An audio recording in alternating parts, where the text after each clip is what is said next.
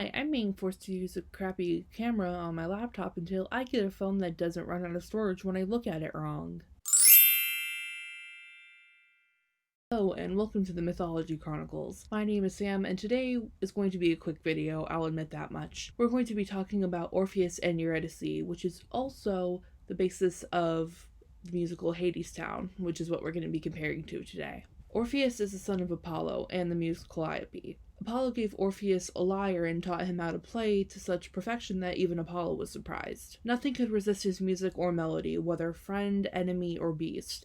Even trees and rocks were entranced by his music. Orpheus fell in love with Eurydice, they got married, and they lived happily for many years. Hymen was called to bless the marriage and predicted their perfection was not meant to last for years. Soon after this omen, Eurydice was wandering in the forest with the nymphs when Aristaeus saw her and was beguiled by her beauty. He chased her and Eurydice ran scared and tried to escape him, but in the process she got bitten by a snake and died. Orpheus sang his grief and managed to move everything on the world, living or not, humans and gods deeply touched by his sorrow and grief. Apollo advised Orpheus to go to Hades to see Eurydice. Any other mortal would have died, but Orpheus was protected by the gods and arrived at the Stygian realm, passing ghosts and souls of people unknown, charming Cerberus, and presenting himself in front of Hades and Persephone. Orpheus played for them, and even the cold heart of Hades melted. Hades allowed him to take Eurydice with him, but she has to walk behind him, and he couldn't look back or else he'd lose her forever. Orpheus began to believe the gods had tricked him, and a few feet away from the exit, he turned around. He tried to return to her again, but a man cannot enter Hades twice while alive. There's two different versions of how this myth ends.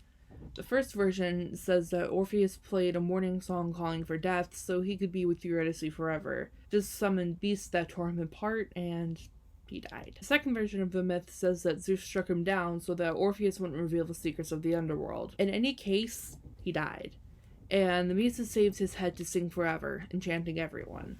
There aren't that many differences between the musical Hadestown and the actual myth of Orpheus and Eurydice. In the show, Orpheus is trying to make spring come again with his talents, but he also does do everything else that was mentioned. Perhaps one of the biggest changes in the whole show is that Eurydice actually chooses to go down to the underworld. She doesn't get bitten by a snake and die. She's actually enticed by the comfort of the underworld because Orpheus, while trying to work on his song for spring to come again, forgets about things that are important, like shelter, food, survival. But, all that stuff can be provided for Eurydice in the underworld, so she just goes. We talked about this in my last video about Hades, but Hades wasn't really seeking Eurydice out as a wife in the actual mythology, even though that is the case in the musical. And Hermes is also serving his purpose as conductor of souls, like introducing the railroad line in the beginning, taking Eurydice down himself. He's also a paternal presence for Orpheus throughout the show. That is it for today's video. Like I said, it was going to be a short one.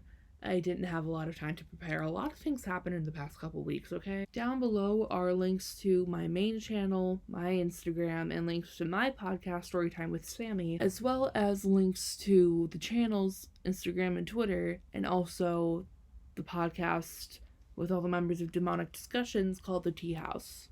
Don't forget to like, comment, and subscribe, and also ring the bell for notifications so you know when we upload. That is all for today, and bye!